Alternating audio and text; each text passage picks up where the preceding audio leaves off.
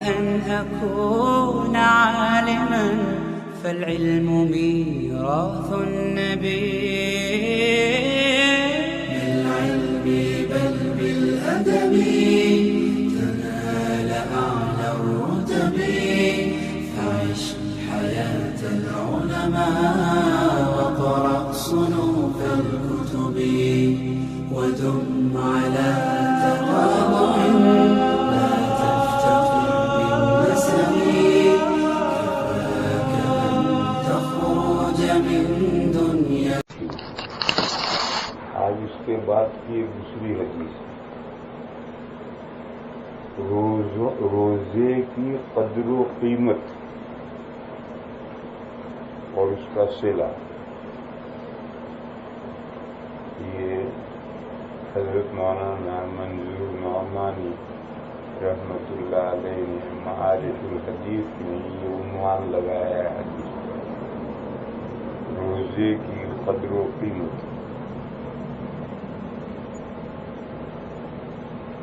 اور اس کا صلہ.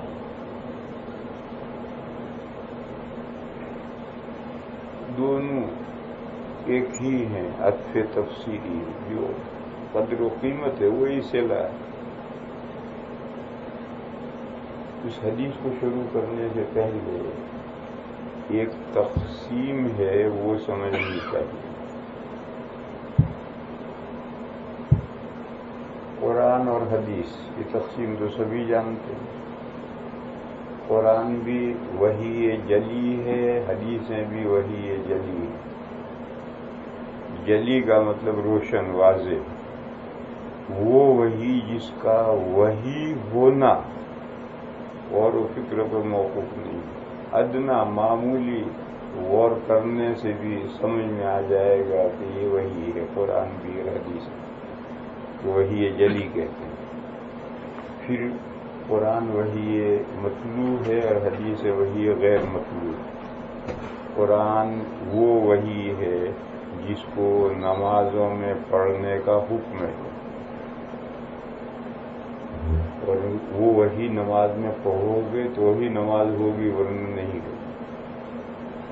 اور دوسری وحی وہ وحی ہے کہ وہ بھی وحی جلی ہے لیکن نمازوں میں پڑھنے کا حکم نہیں. وہ اگر نماز میں پڑھی جائے گی تو نماز نہیں ہوگی. اور وجہ فرق یہ ہے کہ وحی مطلوع اللہ کا کلام ہے اور نماز اللہ کے لیے پڑھی جاتی ہے. جب اللہ کے لیے نماز پڑھی جاتی ہے تو اس میں اللہ کا کلام پڑھنا چاہیے. اور وحی غیر مطلوع یہ حضور کے الفاظ، مضمون اللہ کے یہاں سے آیا لیکن اس کو الفاظ کا جامع حضور نے پہنا ہے. بس نماز پڑھ رہے ہیں ہم اللہ کے لیے، اس میں غیر اللہ کا کلام پڑھنے سے نماز کیسے ہو جائے؟ ٹھیک ہے مضامین اللہ کے یہاں سے آئے ہیں لیکن الفاظ تو حضور ہی کے، اس لیے ان کو پڑھنے سے نماز نہیں ہوتی. بہرحال یہ دو قسمیں ہیں، وہی مطلوع اور وہی غیر مطلوع. اس کی بنیاد اس پر ہے کہ قرآن کریم اللہ کا کلام ہے، نماز اللہ کے لیے.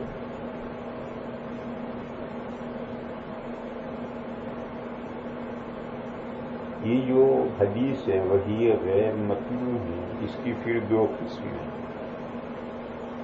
ایک حدیث قدسی اور ایک حدیث نبوی. مقررات کے ساتھ 700 حدیثیں اور مقررات کو حذف کرو تو 100 اور 200 کے بیچ میں حدیثیں ہیں جو حدیث قدسی کہلاتی. حدیث قدسی کل اتنی ہی ہے، 100 اور 200 کے بیچ میں. اور احادیث قدسیہ میں احکام نہیں ہیں. ان کے علاوہ جتنی حدیثیں ہیں سب احادیث نبویہ ہیں، اور احادیث نبویہ میں احکام بھی ہیں غیر احکام بھی ہیں.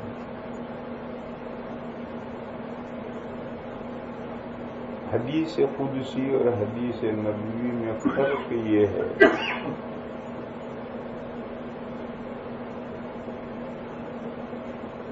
یہ میری کتاب ہے اردو میں چھپی ہوئی، اس کا مجھے انگریزی کروانا ہے. میں نے ایک ترجمہ کرنے والے کو یہ کتاب دے دی، بھیا اس کا انگریزی کرتے. تو وہ کیا کرے گا؟ زبان ہی تو بدلے گا، مضمون تو نہیں بدلے گا. مضمون تو میری کتاب میں جو ہے چھپا ہوا ہے، یہی مضمون بھی ہے، نہیں باقی رہنا، اس میں کوئی تبدیلی نہیں ہونی. یہ اردو میں ہے، اس کو وہ انگریزی میں کر دیں گے، اتنا ہی کریں گے. یعنی الفاظ کا جامع پہنائیں گے، انگریزی بنائیں گے، الفاظ کا جامع پہنائیں گے، بس معنی میں کوئی تبدیلی نہیں. ایسی ایک وحی اللہ کے یہاں سے آتی ہے، ڈیٹیل کے ساتھ، تفصیل سے، پورا مضمون تفصیل کے ساتھ آتا ہے. نبی کے قلب پر الفاظ نہیں آتے. نبی پاک صلی اللہ تعالی علیہ وسلم اس مضمون کو اپنے الفاظ کا جامع کپڑا پہنا کر اس کو لوگوں کے سامنے بیان کرتے ہیں. یہ حدیث قدسی اس لیے کہ اس کا پورا مضمون ڈیٹیل کے ساتھ اللہ کے یہاں سے آتا ہے، اور حدیث اس لیے کہ اس کو الفاظ کا جامع حضور نے پہنا. دوسری صورت یہ ہے کہ کوئی مضمون نبی پاک صلی اللہ تعالی علیہ وسلم کو اصولی رنگ میں سمجھا دیا جاتا ہے، کلی رنگ میں سمجھا دیا جاتا ہے.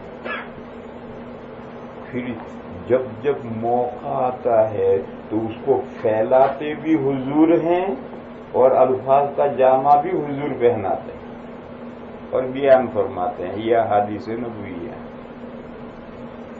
حدیث اس لیے کہ جامع الفاظ حضور کے ہیں، الفاظ کا جامع حضور نے پہنایا، اور نبویہ اس لیے کہ ان کو پھیلایا بھی حضور نے. اس لیے یہ احادیث نبویہ ہیں اور وہ احادیث قدسی ہیں. احادیث قدسیہ میں نے بتایا تھا کہ مضمون میں کوئی دخل نہیں، صرف الفاظ میں. یہاں ایک سوال پیدا ہوگا کہ جب اللہ کے یہاں سے الفاظ نہیں آئے تو معنی کیسے آئیں گے؟ معنی تو الفاظ کے تابع ہیں، اور اللہ کے یہاں سے الفاظ تو آئے نہیں، معنی بغیر الفاظ کے کیسے آ جائیں گے؟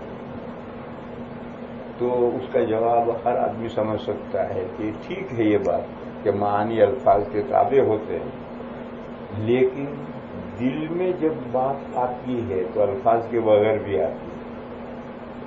ہم سب کے پھر میرے دل میں یہ بات آئی تو کون سے الفاظ تو آئے گی اور بات دل میں آ گئی. حدیث میں حضور فرماتے ہیں نفخ فی روعی، میرے دل میں جبرائیل نے یہ پھونکا. اب جو حضور الفاظ بیان کرے تو الفاظ تو حضور کے ہیں، جبرائیل نے پھونکا. تو اس لیے خارج میں الفاظ کے تابع ہو کر معانی آتے ہیں، الفاظ کے بغیر معانی نہیں آ سکتی، اس لیے کہ معانی آراز ہیں، جوہر کے تابع ہو کر آتے ہیں. قائم بذات ہی نہیں ہے، قائم بغیر ہی. لیکن نفس الامر میں تحقق کے لیے الفاظ ضروری نہیں، الفاظ کے بغیر بھی معانی تو تحقق ہوتے ہیں. اب آپ کہیں گے کہ خارج سمجھاؤ اور نفس الامر سمجھاؤ، تو کہاں سے سمجھیں گے؟ بہرحال بغیر سمجھے مان لو یہ خارج ہے، نظر آ رہا ہے، دیکھنے کی چیز نظر آئے گی، سننے کی چیز کان سنیں گے. اس کے تحقق کے لیے پہلے الفاظ ہوں گے، اس کے تابع ہو کر معنی متحقق ہوں گے. الفاظ کے بغیر معنی متحقق نہیں ہو سکتا. اور نفس الامر اور وجود ذہنی میں، ان دونوں وجودوں میں معنی کے تحقق کے لیے الفاظ کا تحقق ضروری نہیں ہے.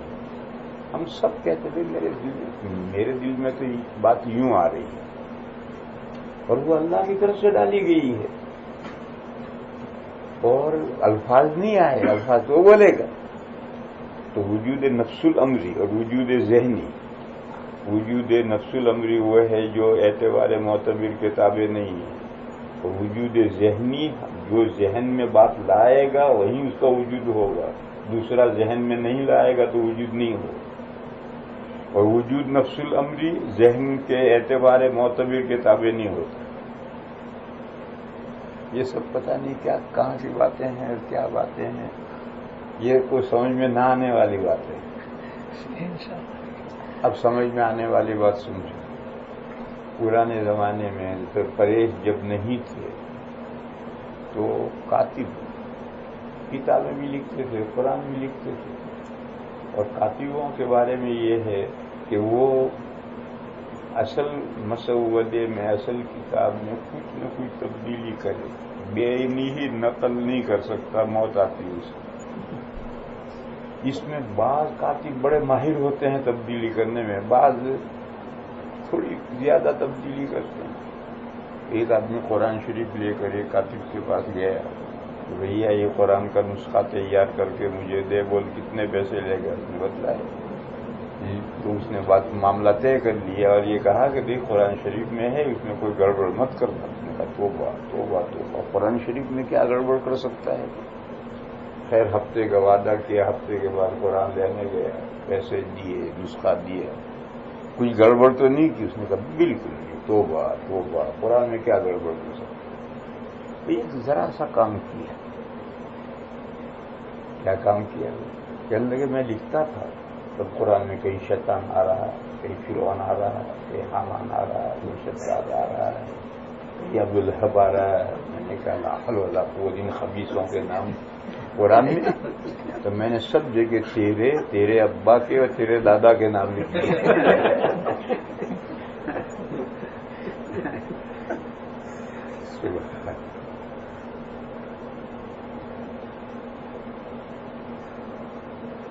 بہرحال میں سمجھا رہا تھا کہ وحی کی بنیادی قسمیں دو ہیں، وحی جلی، وحی خفی. وحی خفی جس کا وحی ہونا آدمی آسانی سے نہیں سمجھ سکتا، اسے مدلل و مفصل کرنا پڑے گا تب اس کا وحی ہونا سمجھ میں آئے گا ورنہ نہیں آئے گا. جیسے اجماع امت بھی وحی ہے، آثار صحابہ بھی وحی ہیں، مجتہدین کے اجتہادات بھی وحی ہیں. یہ سب وحی خفی ہیں، ان کا وحی ہونا ہر ایک کی سمجھ میں نہیں آئے گا، اس کو مدلل کرنا پڑے گا. اور ایک وحی جلی ہے جس کا وحی ہونا اول وہلہ میں سمجھ میں آ جائے گا. یہ جو وحی جلی ہے اس کی دو قسمیں، مطلوع اور غیر مطلوع، قرآن اور حدیث. پھر حدیث وحی غیر مطلوع کی دو قسمیں ہیں، ایک حدیث قدسی اور ایک حدیث نبوی. حدیث قدسی جس کا مضمون پوری ڈیٹیل کے ساتھ اللہ کے یہاں سے قلب نبوت پر وارد ہوتا ہے اور الفاظ نہیں آتے. جیسے قرآن کے الفاظ آتے ہیں ایسے اس کے الفاظ نہیں آتے. نبی پاک صلی اللہ تعالی علیہ وسلم اس کا مضمون بیان کرتے ہیں اور لوگوں کو سناتے ہیں. ایسی حدیثیں تھوڑی سی مقررات کے ساتھ 600-700 ہیں، مقررات حذف کر دو تو 100-150 ہیں. دوسری احادیث شریفہ ہیں جو اصولی طور پر کوئی بات حضور کو سمجھاتی ہے، اس کو پھیلانا بھی حضور کا کام ہے اور اس کو الفاظ کا جامع بھی حضور کہنا ہے. جیسے قرآن کریم میں جب یہ آیت آئی اقیموا الصلاۃ یقیمون الصلاۃ، نماز کا اہتمام کرو. اقام العود، تیر کی لکڑی کو بالکل سیدھا کیا. وہاں سے اقیم الصلاۃ یقیمون الصلاۃ بنا ہے، نماز سیدھی کرو. اس کا سیدھی کرو کے بجائے ہم ترجمہ کرتے ہیں نماز کا اہتمام کرو. نماز کا اہتمام کیسے کیا جائے گا؟ اس کی پوری حقیقت، تمام حقیقت جب قرآن میں یہ آیت کریمہ نازل ہوئی اسی وقت حضور کو ساری تمام حقیقت اقامت صلاۃ کی تمام حقیقت حضور کو سمجھا دی. پھر جوں وقت آیا، موقع آیا، اس مضمون کو پھیلایا بھی حضور نے اور احکام بھی حضور نے بیان کیے. چنانچہ اقیم الصلاۃ کی تفسیر میں جو حضور نے ارشادات فرمائے ہیں وہ 2000 ہیں. 2000 حدیثیں صرف اقیم الصلاۃ کی تفسیر. نماز کا اہتمام کرو. کیسے اہتمام کرنا؟ جب موقع آئے گا حضور پھیلائیں گے. مکے میں رہے، مکے میں مسجدیں نہیں بنائی. کیوں؟ اور مسجدیں بنانے کا موقع ہی نہیں تھا. مگر جماعت سے نمازیں پڑھی کیونکہ اتنا وہاں کر سکتے. تو جیسے جماعت سے نماز پڑھنا، یہ بھی نماز کے اہتمام کے لیے. ایک حدیث میں ہے کہ جس جگہ 3 مسلمان بستے ہوں اور وہ مل کر نماز نہ پڑھیں تو شیطان ان پر غالب آ جاتا ہے. معلوم ہوا کہ جو جماعت سے نماز پڑھتے ہیں یہ بھی اقیم الصلاۃ کی تفسیر ہے. اور جماعت کہیں بھی کرنا، اور ایک باقاعدہ سینٹر ہے، مسجد ہے، سارے نمازی مسلمان 5 وقت وہاں اکٹھا ہو کر ایک معین جگہ پر نماز کریں، یہ اور اہتمام ہو جائے. تو مکے میں مسجدیں بنانے کا موقع نہیں تھا. ہاں، جماعت کا موقع تھا کہ کسی بھی گھر میں چھپ کر جماعت کر لو. چنانچہ مکے میں جماعت سے نمازیں پڑھی جاتی تھیں لیکن مسجدیں نہیں بنائی. جب حضور وہاں سے چلے تو قبا پہنچے تو قبا رک گئے. وہاں پہلا کام حضور نے قبا کی مسجد بنائی. یہ بھی اقیم الصلاۃ کی تفسیر ہے. اور اقیم الصلاۃ کی تفسیر کا اب وقت آیا. اس سے پہلے موقع نہیں تھا مسجدیں بنانے کا. اب موقع آیا تو حضور نے فوراً مسجدیں بنائی. قبا میں مسجد کیوں بنائی اور قبا میں حضور کیوں ٹھہرے؟ سب سے پہلا سوال یہ ہے کہ ہجرت فرماتے ہوئے قبا میں حضور 14 دن کیوں ٹھہرے؟ دوران سفر کوئی 14 دن تھوڑے ٹھہرتا ہے. منزل تو مدینہ ہے، ہجرت کر کے تو مدینہ جا رہے ہیں، اور پھر 14 دن کے بعد پھر حضور چلے ہیں مدینہ میں پھر وہ کش رہے ہیں. مسجد نبوی جہاں ہے وہاں اٹھنی بیٹھی. تو سوال یہ کہ دوران سفر مکے سے قبا تک کہیں نہیں ٹھہرے تھے، قبا میں کیوں ٹھہرے؟ جب پھر قبا میں ٹھہرے تھے تو وہاں سب سے پہلے مسجد کیوں بنائی؟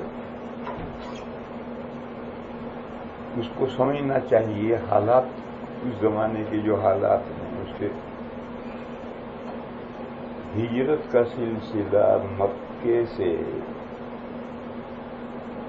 کئی مہینے پہلے سے شروع ہو گیا. حضرت عمر رضی اللہ تعالیٰ عنہ اپنی فیملی کے ساتھ پہلے ہی حضور سے پہلے ہی ہجرت کر کے مدینہ آ گئے ہیں. یہ جو جتنے مدینہ ہجرت کر کے آئے تھے وہ سب قبا میں آ کر ٹھہرے. یہ مہاجرین سب قبا میں ٹھہرے.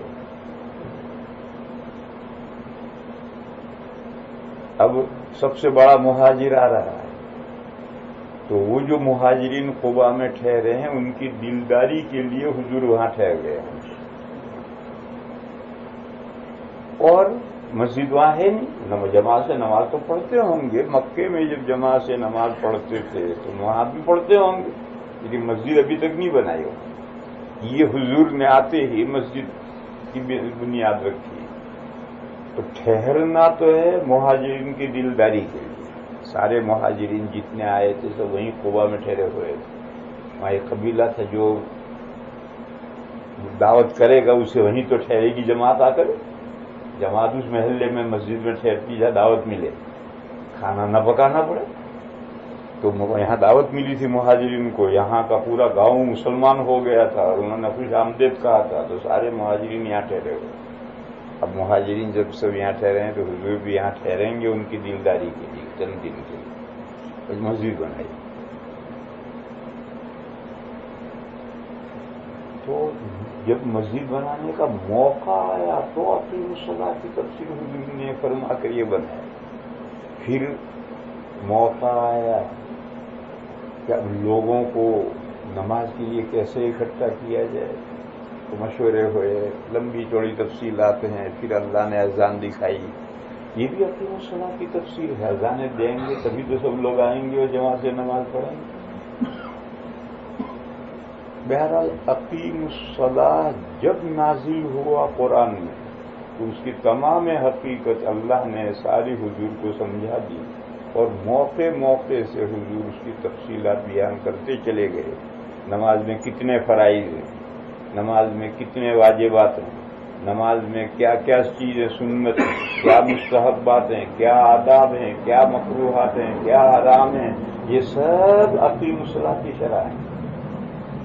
آپ فرائض کا لحاظ کریں گے، واجبات ادا کریں گے، سنن و مستحبات اور آداب کا لحاظ کریں گے تو ہی تو نماز سیدھی ہوگی، اور حرام سے بچیں گے، مکروہ سے بچیں گے، مکروہ تنزیہ سے بچیں گے تبھی تو نماز سیدھی ہوگی، صحیح ہوگی۔ تو یہ ساری اس کی شرح ہیں۔ پھر امام اس طرح کا ہونا چاہیے، اس میں یہ اوصاف ہونے چاہیے۔ شاندار آدمی ہوگا نماز پڑھانے والا، نماز بھی شاندار ہوگی، لہٰذا یہ بھی اقیم الصلاۃ کی شرح ہے۔ کتاب الصلاح میں جتنی حدیثیں ہیں سب اقیم الصلاۃ کی شرح۔ ہاں بعض مرتبہ کوئی خاص جزئیہ ایسا ہو سکتا ہے کہ وہ اس کلی طور پر جو اقیم الصلاۃ سمجھایا تھا اللہ نے حضور کو، اس میں وہ نہ آیا، تو پھر اس کے لیے وحی کا انتظار کرنا پڑا۔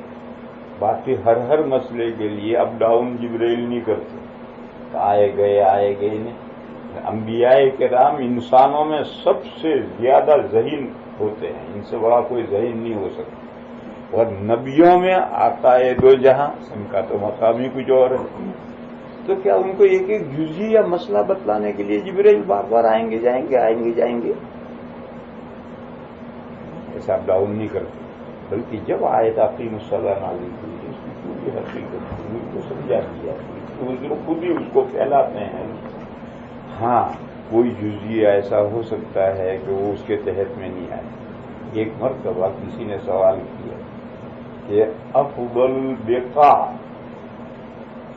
بہترین جگہیں کون سی ہیں، اور شر البقاع، بدترین جگہیں کون سی؟ حضور نے کوئی جواب نہیں دیا، حضرت جبرائیل کا انتظار کیا۔ حضرت جبرائیل آئے، حضور نے ان سے یہ بات پوچھی تو حضرت جبرائیل کو بھی پتہ نہیں، انہوں نے کہا اگلی مرتبہ آؤں گا جواب لے کر۔ اگلی مرتبہ آئے تو جواب لائے کہ افضل البقاع، خیر البقاع مسجدیں، اور شر البقاع شاپنگ سینٹر ہیں، مارکیٹ ہیں، بازار ہیں، یہ جواب لائے۔ تو ایسا کوئی جزیہ تو ہو سکتا ہے کہ جس میں حضور وحی کا انتظار کریں۔ اقیم الصلاۃ کا جو اصولی طور پر اقیم الصلاۃ سمجھایا گیا تھا اس میں یہ بات نہ آئی ہو، ایسا ہو سکتا ہے۔ باقی عام طور پر جب اقیم الصلاۃ سمجھا دیا گیا تو سارے ہی مسائل اس کے تحت میں آتے ہیں۔ تو میں مثال دے رہا ہوں کہ حدیث قدسی میں مضمون ڈیٹیل سے آتا ہے، اسے نبی کو پھیلانا نہیں پڑتا، بس الفاظ کا جامع پہنا کر بیان کر دیا، وہ حدیث قدسی۔ اور حدیث نبوی میں مضمونی اصولی طور پر اللہ نے اپنے حبیب کو سمجھایا ہے، اور اس کو پھیلاتے بھی حضور ہیں اور الفاظ کا جامع بھی حضور پہناتے ہیں، اور اسی میں احکام ہوتے ہیں۔ اور ایسی حدیث ہے، میں نے کہا کہ صرف اقیم الصلاۃ کی تفسیر میں 2000 حدیثیں ہیں، یہ تو اندازہ ہے، تو گن کر تو یہی تو نہیں ہے۔ سمجھنا کیا ہے؟ اصل جو آج سمجھانا ہے وہ سمجھانا یہ ہے کہ کبھی حدیث قدسی اور حدیث نبوی کمبائنڈ ہوتے ہیں۔ عام طور پر تو حدیث قدسی الگ ہوتی ہے، شروع سے آخر تک حدیث قدسی ہوتی ہے، حدیث نبوی الگ ہوتی ہے، شروع سے آخر تک حدیث نبوی الگ ہوتی ہے۔ لیکن کبھی کبھی ایسا ہوتا ہے کہ حدیث قدسی شروع ہوتی ہے اور درمیان میں حدیث نبوی شروع ہو جائے، ایسا ہوتا ہے۔ اس کی یہ مثال پہچانیں گے کیسے کہ یہ حدیث نبوی ہے، یہ حدیث قدسی ہے؟ پہچاننے کا طریقہ یہ ہے کہ صحابی اگر یہ کہیں کہ نبی پاک صلی اللہ تعالی علیہ وسلم نے فرمایا، کیا، تو حدیث نبوی، صحابی کہہ رہے ہیں قال رسول تو حدیث قدسی تو حدیث نبوی۔ اور اگر حضور فرمائیں کہ اللہ نے فرمایا تو حدیث قدسی. تو یہ حدیث جو آج پڑھنی ہے وہ حدیث یوں شروع ہو رہی ہے. عن ابی ہریرۃ قال قال رسول اللہ صلی اللہ علیہ وسلم كل عمل ابن آدم يضاعف الحسنة بعشر امثالها الى 700 ضعف. یہاں تک حدیث نبوی.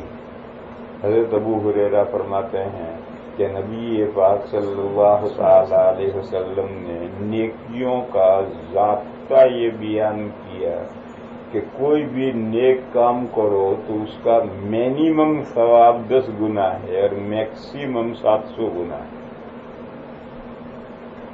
10 گنا تو ثواب ملتا ہی، اس سے کم نہیں ہوتا، اور بڑھتا ہے، بڑھتا بڑھتا 700 گنا تک جاتا ہے. یہ آخری لمٹ ہے، یہ مینیمم ہے، وہ میکسیمم ہے.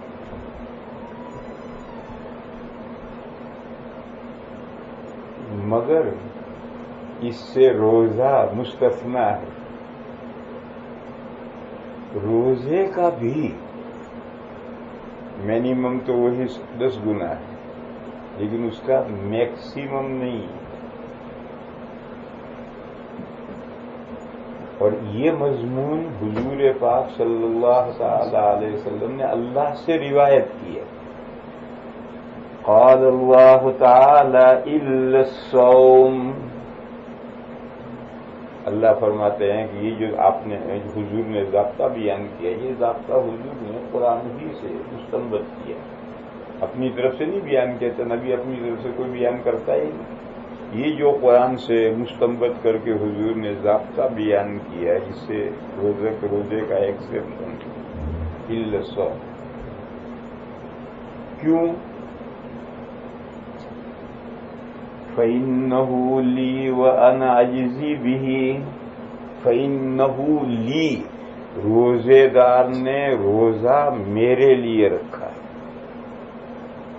اس لیے اس کا استثناء ہے. یعنی روزہ، بندے کا روزہ میری بہت پسندیدہ عبادت ہے. اللہ کو بندے کا روزہ بہت پسندیدہ ہے. جب بہت پسندیدہ ہے تو اس کا ایکسیپشن ثواب کے ضابطے سے ہونا ہی چاہیے. ہر عبادت اس کا جو ثواب ہے مینیمم اتنا، میکسیمم اتنا. اگر روزے کا بھی یہی ہو تو پھر کابل میں گھوڑے اور گدھے برابر. کیسے برابر ہو جائیں گے؟ گھوڑا اور گدھا برابر کیسے ہو جائیں گے؟ عام عبادت ہے، اور یہ خاص عبادت اللہ کی فیوریٹ، پسندیدہ، اللہ کو بے حد پسند ہے. الا الصوم فإنه لی، بے شک روزہ میرے لیے ہے. جو پسندیدہ ہے تو ثواب کو اس کا اثر پڑے گا. اور دوسری عبادتوں میں 10 اور 700 کا ضابطہ اسے روزے کو مستثنا کیا ہے. مینیمم میں تو استثنا کرنے کوئی ضرورت نہیں، میکسیمم میں سے استثنا کریں. زیادہ سے زیادہ 700 گنا یہ اس ضابطے سے روزہ مستثنا. دیکھو یہاں ایک رک کر کے قاعدہ سمجھنا چاہیے، اس کو نہ سمجھنے کی وجہ سے بہت گڑبڑ ہوتی ہے. وہ قاعدہ یہ ہے، وہ قاعدہ یہ ہے کہ اضافت ویلیو بڑھانے کے لیے کی جاتی ہے عربی میں، اور ویلیو گھٹانے کے لیے بھی کی جاتی ہے. کہتے ہیں صاحب زادہ، یعنی حضرت کا لونڈا. صاحب کا معنی حضرت، صاحب زادہ یعنی حضرت کا لڑکا. تو حضرت کہنے سے حضرت کی طرف لڑکے کی نسبت کی تو ویلیو بڑھ گیا، اور کہیں گے ارے حرام زادہ ہے. تو یہ بھی اضافت ہے، یہ ویلیو گھٹانے کے لیے کی ہے. تو عربی میں ویلیو گھٹانے کے لیے بھی اضافت کرتے ہیں، ویلیو بڑھانے کے لیے بھی اضافت کرتے ہیں. قرآن کریم میں ایسی بہت سی اضافتیں ہیں، ان اضافتوں کو نہ سمجھنے کی وجہ سے مسائل سمجھنے میں بہت دشواری پیش آ جاتی ہے. حضرت آدم علیہ السلام کو پیدا کر کے پتلا بنا کر ان میں جو روح ڈالی گئی وہ معزز روح ڈالی گئی، 4 پیسے کی روح نہیں تھی۔ دلیل اللہ نے اس روح کو اپنی طرف منسوب کیا اور یہ فرمایا کہ فَإِذَا سَوَّيْتُهُ وَنَفَخْتُ فِيهِ مِن رُوحِي فَقَعُوا لَهُ سَاجِدِينَ، جب میں اس کو ٹھیک ٹھاک بنا لوں اور آدم کے پتلے میں میں اپنی روح ڈالوں، وَنَفَخْتُ فِيهِ مِن رُوحِي، اور یعنی وہ زندہ ہو جائے، میں اپنی روح ڈالوں اور وہ زندہ ہو جائے تو تم سب سجدہ کرنا، سجدے میں گر پڑی۔ یہ جو آدم علیہ السلام کی روح کو اللہ نے اپنی روح کہا، اپنی طرف اضافت کی، اس روح کا ویلیو بڑھانے کے لیے۔ اور جب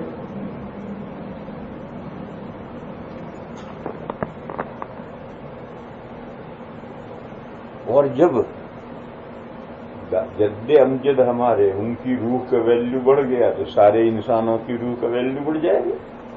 انسان جو اشرف المخلوقات بنا ہے وہ اسی لیے بنا ہے کہ اس میں اللہ نے جو روح ڈالی ہے ویلیویبل ڈالی ہے، تو وہ مخلوق اشرف المخلوقات بنے گی۔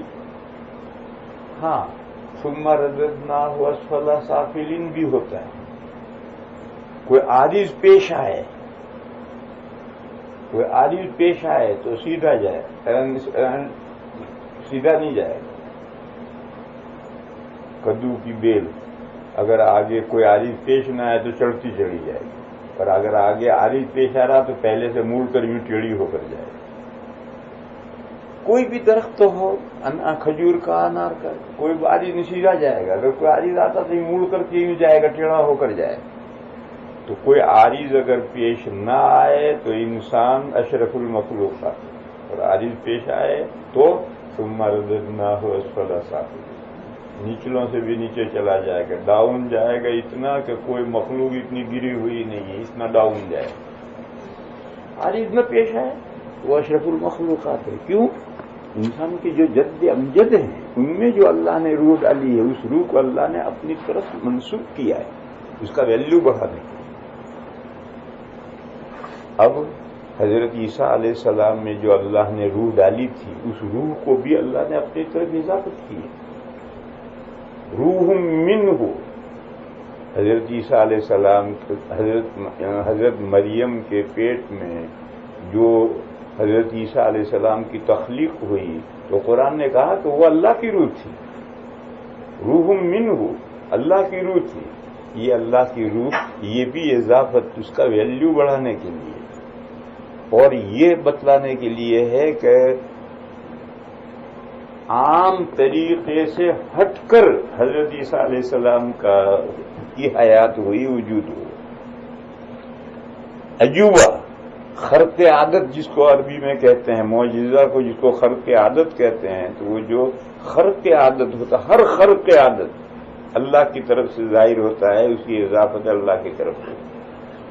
قرآن میں ہے وما رمیت اذ رمیت ولکن اللہ رمی، فلاں جنگ میں حضور نے مٹھی بھر کر کے مٹی ڈالی، شاہت الوجوہ کہہ کر، تو ہر ایک کے آنکھ میں پہنچ گئی مٹی، تو وہ حضور، قرآن نے کہا آپ نے نہیں ڈالی مٹی، حالانکہ ڈالی تو حضور نے تھی۔ وما رمیت اذ رمیت، جب آپ نے مٹھی بھر کر ڈالی تو آپ نے نہیں ڈالی تھی، ولکن اللہ رمی، اللہ نے ڈالی۔ یہاں سے یہ ضابطہ نکلا کہ تمام معجزات، خوارق، ان کا خارق ہونا ظاہر کرنے کے لیے جس کے ہاتھ سے فعل صادر ہوا اس کی طرف اضافت کرنے کے بجائے اللہ کی طرف اضافت کر دیا۔ ہمارا رمیت اذ رمی ولکن اللہ رمی، ایسے ہی وہ روح منہ، اس کی اضافت اللہ کی طرف کی گئی ہے، یہ ظاہر کرنے کے لیے کہ خرق عادت کے طور پر حضرت عیسیٰ علیہ السلام کا وجود ہوا رحم مادر میں۔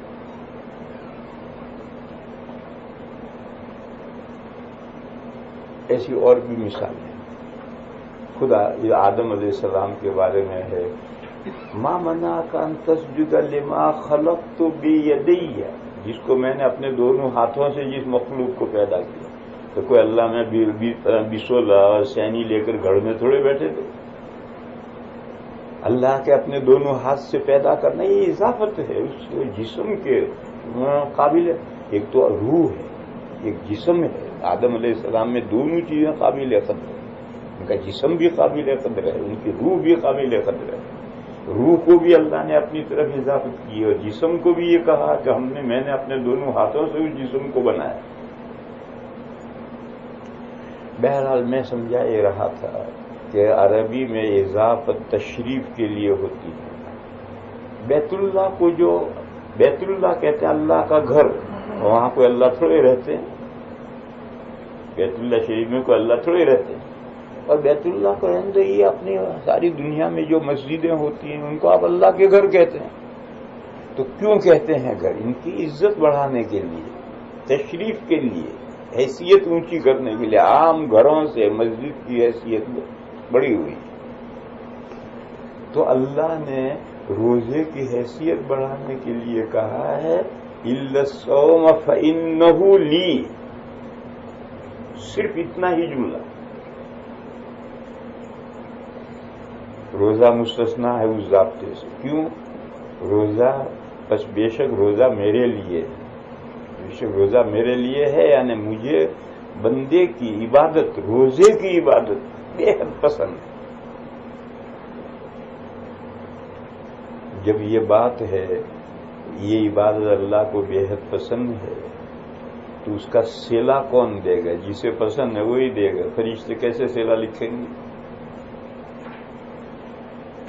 شاہ ولی اللہ صاحب علیہ الرحمن نے حجت اللہ میں یہ مضمون لکھا ہے کہ جو نامہ اعمال لکھنے والے فرشتے ہیں وہ عمل بھی لکھتے ہیں اور اگلے خانے میں اس کی ثواب بھی لکھ دیتے ہیں. اور اللہ تعالیٰ نے فرشتوں کو یہ معرفت دی ہے عمل کی حالت دیکھ کر. کس پائے کا عمل ہے، کس درجے کا عمل ہے، فرشتے سمجھ لیتے ہیں، جان لیتے ہیں. عمل کی حالت دیکھ کر، عمل کی حالت دیکھ کر آپ جاتے ہیں مارکیٹ میں سیب خریدنے کے لیے، آم خریدنے کے لیے، ٹماٹر خریدنے کے لیے، تو دانے کی حالت دیکھ کر سمجھ لیتے ہیں کہ بگڑا ہوا یہ اچھا ہے. اسی طرح سے فرشتے عمل کی حالت دیکھ کر کے اس کے ثواب کا اندازہ کر لیتے ہیں اور ایک کالم میں عمل لکھتے ہیں، اگلے کالم میں اس کا ثواب لکھتے ہیں. لیکن روزے والا جو ثواب کا کالم ہے فرشتے اسے خالی چھوڑتے ہیں. کیوں؟ اس لیے کہ روزے کی حالت دیکھ کر ثواب نہیں لکھنا. روزہ اللہ کو کس درجہ پسند آیا ہے اس پسند کو دیکھ کر ثواب لکھنا ہے. اور وہ پسند تو فرشتے کیسے جانتے ہیں؟ کہ سیب دیکھ کر کے تو ہم ادا کر سکتے ہیں کہ بھئی یہ سیب اچھا ہے، برا ہے، پکا ہے، کچا ہے. لیکن روزے کا ثواب روزے کی حالت دیکھ کر نہیں لکھنا. وہ روزہ اللہ کو کس درجہ پسند آیا ہے اس کو رکھ کر کے لکھنا ہے. اور وہ کوئی مخلوق نہیں جان سکتی کہ یہ عمل اللہ کو کس درجہ پسند ہے. اس لیے اللہ نے ارشاد فرمایا فَإِنَّهُ لِي وَأَنَا أَجْزِي بِهِ، اور میں ہی روزے کا ثواب دوں گا. دوسرا سمجھ ہی نہیں سکتا روزے کا ثواب. يَدْعُ شَهْوَتَهُ وَطَعَامَهُ مِنْ أَجْلِهِ. یہ ایک سوال مقدر کا جواب ہے. ہندو ایسا کہتے ہیں کہ ہندو کیا کہو بائبل میں بھی ہے سوختنی قربانی اللہ کو بڑی پسند آتی ہے. جب بکرے کو ذبح کر کے اس کا گوشت آگ میں جلاتے ہیں اور وہ خوشبو اللہ کے یہاں پہنچتی تو اللہ کو بڑا مزہ آتا ہے وہ گوشت جلتے گوشت کی خوشبو. یہ بائبل میں ہے سوختنی قربانی اس کا نام ہے. ہندو تو کہتے ہی تھے، یہ بھی کہتے گویا اللہ تعالیٰ بھی مادیہ سے مزے لے رہے ہیں. تو یہاں بھی کوئی یہ کہہ سکتا ہے کہ روزہ فَإِنَّهُ لِي، روزہ میرے لیے ہے. یہ ایسا کوئی وہم کر سکتا تھا، اس وہم کو دور کیا کہ روزہ میرے لیے ہے، یعنی يَدْعُ طَعَامَهُ وَشَهْوَتَهُ لِي. وہ اپنا کھانا اور اپنی خواہش میری رضا کے لیے میری خاطر چھوڑتا ہے. فَإِنَّهُ لی کا یہ مفہوم ہے کہ روزہ میرے لیے ہے کا مطلب اللہ تعالیٰ کو کچھ نہیں کرنا. اللہ تو بے نیاز ہے، مستغنی ہے. میرے لیے ہے کا مطلب یہ ہے کہ میری خوشنودی کے لیے، میری رضا جوئی کے لیے یہ اپنا کھانا اور خواہش چھوڑتا ہے. یہ ہے میرے لیے روزہ ہونے کا مطلب. خیر، روزے کا ثواب تو ملے گا قیامت کے لیے جب اللہ تعالیٰ ڈکلیئر کریں گے. لیکن دیکھ کے 2 چاول چکھا دیے جا رہے ہیں، تھوڑا سا بھنک دے دی کہ روزے کا ثواب کیا ملے گا. فرمایا للصائم فرحتان، فرحۃ عند فطرہ و فرحۃ عند لقاء ربہ. روزے دار کے لیے 2 خوشیاں. یہ خوشی 8:15 بجے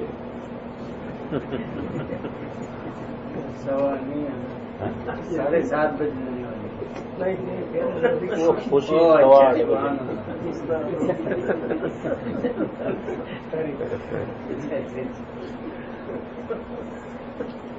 اور دوسری خوشی ہے عند لقاء ربی، بندے کا جب حساب کتاب ہوگا اور اللہ کے سامنے کھڑا ہوگا اور اس کی برائیوں کی یا سزا ملے گی یا برائیاں اللہ معاف فرمائیں گے اور نیکیوں کی جزائے خیر ملے گی. اس وقت روزوں کا تو نام اعمال میں تو ثواب لکھا ہوا نہیں، بندے کے پاس نام اعمال پہنچ گئے ہیں. جب نام اعمال میدان قیامت میں اڑائے گئے ہیں تو ہر بندے کے پاس میں نام اعمال آ گیا ہے اور اس کو معلوم ہے میری ظہر کا کتنا ثواب ہے، عصر کا کتنا ثواب ہے، سب ڈیٹیل موجود ہے. مگر جتنے روزے ہیں ان کا اگلا کالم خالی ہے. یہ کالم بھرے گا جب بندے کا پارٹیکولرلی حساب ہوگا اور وہ اللہ کے سامنے پیش ہوگا، اس کی نیکیاں اور برائیوں کی جانچ ہوگی. اس وقت اللہ تعالیٰ وہ جو خانے خالی ہیں روزے کے ثواب کے اس کو ڈکلیئر کریں گے. اللہ اس روزے کا اتنا ثواب، اس روزے کا اتنا ثواب. اس دن اتنا بڑا ثواب اس کے سامنے آئے گا کہ اس کے شان گمان سے وہ زیادہ ہوگا اور وہ حشاش بشاش خوش ہو جائے گا. اس خوشی کو سمجھنا ہو تو ابھی 8:15 بجے جو خوشی ہوگی اس خوشی پر قیاس کرو. اس وقت جیسی خوشی ہوتی ہے اسی طرح کی خوشی ہوگی. اردو میں ایک جملہ ہے، قیاس کن ز گلستان من بہار ہو رہا ہے. پتجھڑ کے موسم میں میرا باغ کیسا ہے، آؤ جاؤ دیکھو. اور تم سوچو کہ جب پتجھڑ کے موسم میں میرا باغ اتنا شاندار باغ ہے تو بہار میں یہ باغ کتنا شاندار ہوگا، یہ اندازہ لگاؤ. تو جب دنیا میں افطار کے وقت میں خوشی ہوتی ہے اتنی بڑی، تو اس سے اندازہ لگاؤ کہ ثواب جب اللہ ڈکلیئر کریں گے تو کتنا ثواب ہوگا اور کتنی بڑی خوشی ہوگی. یہ تھوڑی سی بھنک دے دی. پورا ثواب تو ڈکلیئر ہوگا تو پتہ چلے گا، ابھی بھنک دے دی. للصائم فرحتان، فرحۃ عند فطرہ و فرحۃ عند لقاء ربہ.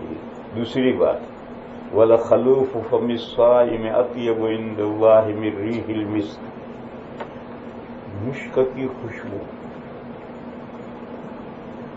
خوشبوؤں میں سب سے اعلیٰ سمجھی جاتی ہے، خوشبوؤں کا سردار ہے.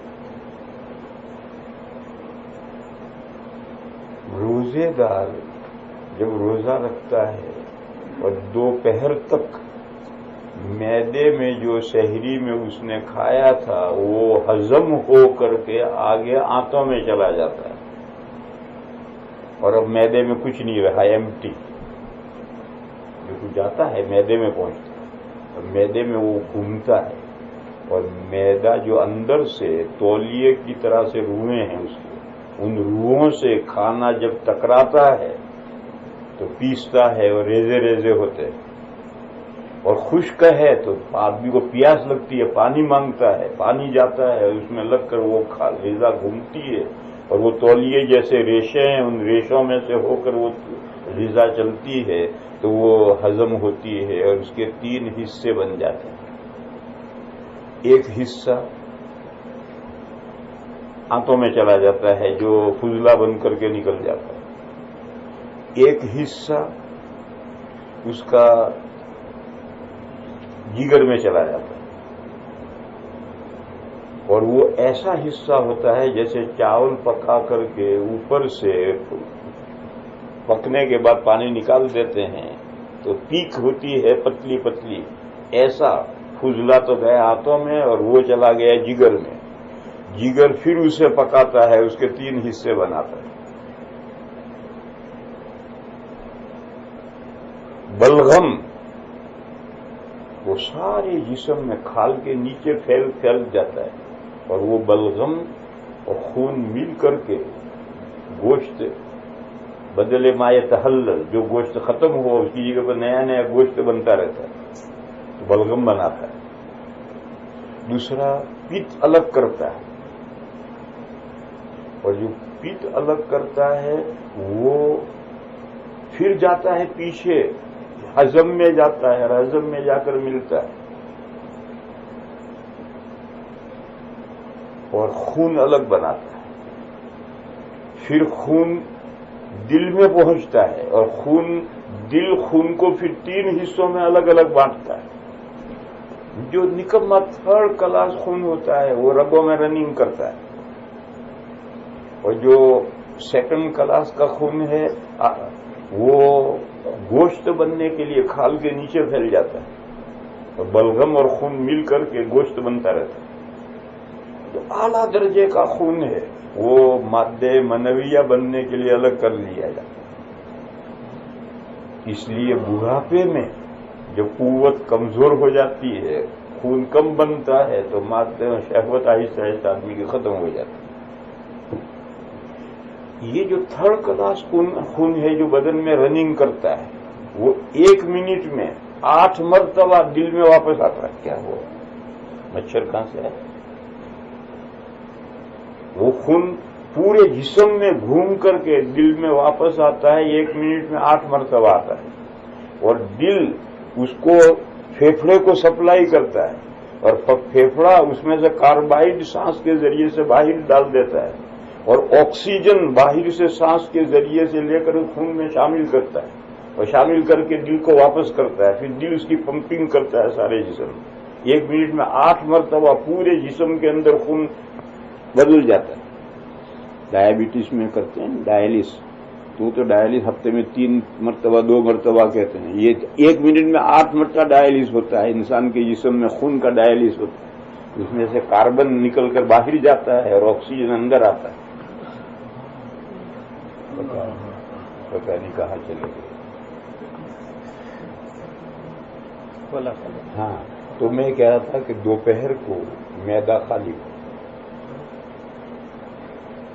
جو فضلے تھے آنتوں میں چلے گئے، دوسرا دل میں چلا گیا، معدہ ایمٹی۔ تو جو مشین چلتی ہے وہ مشین تو چلتی رہتی ہے، وہ نہیں رکتی، اور مشین جب چلے گی تو اس کا جو اثر باہر آنا ہے منہ میں وہ اثر بھی آتا ہے۔ اس بو کا نام جو معدہ خالی ہونے کی حالت میں جو بو باہر منہ میں آتی ہے اس کو عربی میں کہتے ہیں خلو۔ مسواک نہیں کیا ہے، دانت میلے ہیں اس کی وجہ سے بدبو، پائریا ہے اس کی وجہ سے بدبو نہیں، یہ معدے کے خالی ہونے کی وجہ سے جو منہ میں ہوا آ کر رکتی ہے واپس جاتی ہے، رکتی ہے واپس جاتی ہے، اس کی جو بو پیدا ہوتی ہے وہ بو اللہ کو مشک کی خوشبو سے زیادہ پسند ہے۔ قیاس کن ز گلستان من بہار مورا، جب یہ بو جو روزے کا اثر ہے وہ اللہ کو اتنی پسند ہے تو خود روزہ کتنا پسند ہے۔ یہ سب بھنک ڈالی جا رہی ہے کہ اللہ کو روزہ کتنا پسند ہے، اور قیامت کو جب اس کا ثواب ڈکلیئر ہوگا تو کیا کچھ ڈکلیئر ہوگا وہ ابھی اندازہ نہیں کر سکتا آدمی کو۔ وصیام جنت،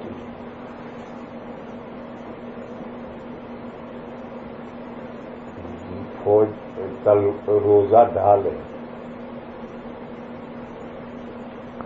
جب میدان میں فوجی سولجر جب میدان میں اترتا ہے تو دائیں ہاتھ میں تلوار ہوتی ہے، بائیں ہاتھ میں ڈھال ہوتی ہے. دائیں تلوار سے وار کرتا ہے اور ڈھال سے بچاؤ کرتا ہے.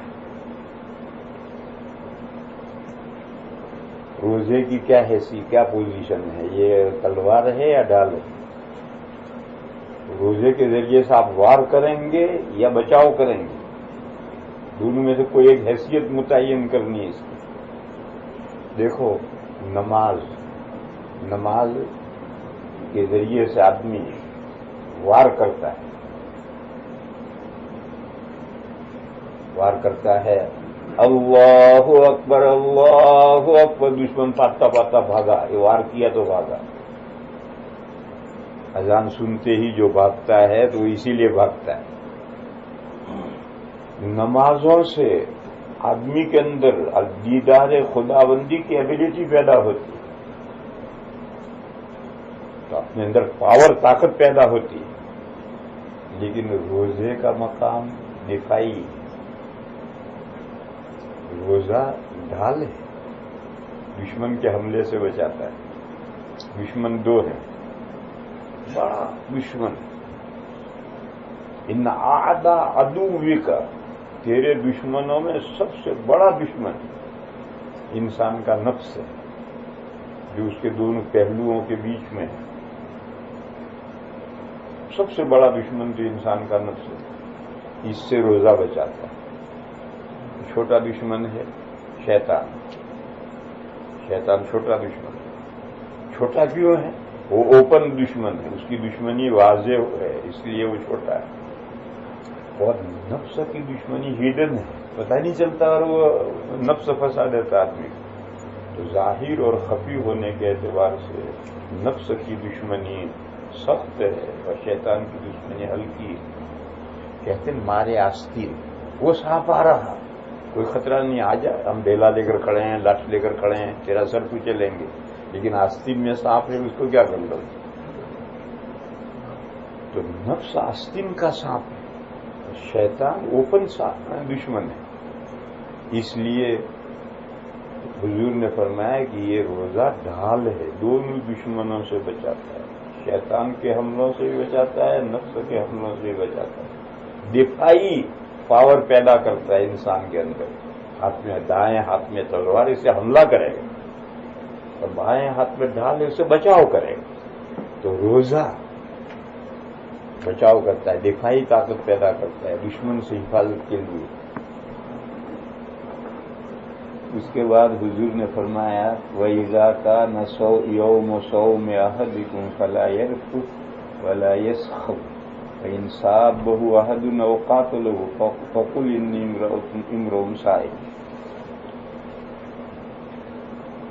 حضور نے فرمایا دیکھو، جب روزہ ہو تو روزے کی حالت میں دماغ کا ایک اسکرو ڈھیلا ہو جاتا ہے. جب مشین کی اسکرو ڈھیلے ہو جاتے ہیں تو کھڑ کھڑ دڑ دڑ کھڑ کھڑ دڑ دڑ چلتی ہے مشین. تو روزے میں بھی دماغ کا ایک اسکرو ڈھیلا ہوتا ہے. لہذا حضور نے فرمایا کہ 3 کام نہیں کرنے چاہیے روزے میں. 3 کام نہیں کرنے چاہیے. ایک، بیوی کے ساتھ زن و شوئی کی باتیں نہیں کرنی چاہیے. فلا یرفث، رفث کہتے ہیں بیوی کے ساتھ زن و شوئی کی باتیں نہیں کی. زن و شوئی کی باتیں کرو گے تو پھر باتیں کرتے کرتے پھر ساتھ میں لیٹو گے بھی، پھر لیٹو گے بھی تو روزہ ٹوٹنے تک نوبت پہنچ سکتی. تو بسم اللہ ہی کیوں کرتے ہو؟ بات زن و شوئی کی باتیں ہی کیوں کرتے ہو؟ یہیں رک جاؤ نا. تو اسٹیپ بائی اسٹیپ پہلے میاں بیوی باتیں کریں. زن و شوئی کی، زن مانے اور تو شو کے مانے شوہر، اس میں حمزہ یا نسبت کی لگائی. زن و شوئی صرف شو کے مانے شوہر کے. تو زن و شوئی کی میاں بیوی کے درمیان میں جو باتیں ہوتی ہیں ایسی باتیں مت کرو روزے میں. اور باتیں کرو گے تو باتیں بڑھتی بڑھتی بھی ساتھ لیٹ جاؤ گے. ساتھ لیٹ کر مذاق شروع کرو گے وہ ہوتا ہوتا ہو سکتا روزہ ٹوٹ جائے. اور اگر روزہ نہیں ٹوٹا تو ابھی ناقص تو ہوگا ہی, مکروہ تو ہوگا ہی, اب تو گھٹے گا اس میں. لہذا زن و شوئی کی باتیں ہی بند کرو. باتیں کرنے کے لیے رات بھر پڑی ہے, کون منع کرو تمہیں, کرو رات بھر باتیں. 12 گھنٹے 24 گھنٹے 18 گھنٹے نہیں 16 گھنٹے نہیں بچ سکتے. بقیہ جو 10 گھنٹے ہیں ان میں کرو باتیں جتنی کرنی ہے. بہرحال کہا اگر جب تم میں سے کسی کا روزہ ہو تو فلا یرفث, بیوی کے ساتھ زن و شوئی کی باتیں نہ کریں. دوسری چیز شور نہ کریں. ولا یسخر. ہمارے قاری صاحب تھے آج ایک مسئلے پر بڑے زور سے تقریر کر رہے تھے, تو میں نے فوراً ان کو روکا ٹوکا, دیکھو روزے میں بہت زور سے مت بولو, میرا لگ جائے گا, شام پکڑنا مشکل ہو جائے گا. روزے میں اگر شور کرے گا تو زور سے بولے گا جب بھی وہ شور کرے گا. اسی لیے پہلے میں اتوار کے دن ظہر کے بعد عورتوں میں تقریر کرتا تھا, 2-3 سال سے نہیں کرتا. اگر ظہر کے بعد میں عورتوں میں تقریر کر لوں تو شام تک پہنچنے میں لیے مشکل ہو جائے. اور یہ تو عصر کے بعد میں تو کوئی فرق نہیں. عصر کے بعد بولنے سے اگر روزہ محسوس ہوگا تو ذرا اور زیادہ بولیں گے, کھجورے سامنے آ جائے تو بولتے ہی رہیں گے. لیکن جس دن ظہر کے بعد میں نے تقریر کی, 2 سال سے تجربہ ہے, ظہر بعد تقریر کی, تو پھر شام پکڑنا بڑا مشکل ہو جاتا. بہرحال میں سمجھا رہا تھا زور سے بولنے سے بھی روزہ لگتا ہے. چاہے تلاوتی زور سے کرو روزہ لگے, تقریر کو دینی زور روزہ لگے. تو کہا فرمایا کہ اگر تم میں سے کسی کا روزہ ہے تو زور سے مت بولو. فلا یسخر. ودم على تواضع لا تفتخر بالنسب كفاك أن تخرج من دنيا الورى بالحسب. نعم نعم لكنني من غير أم وأبي أهوي العلا وليس لي ما لن يقضي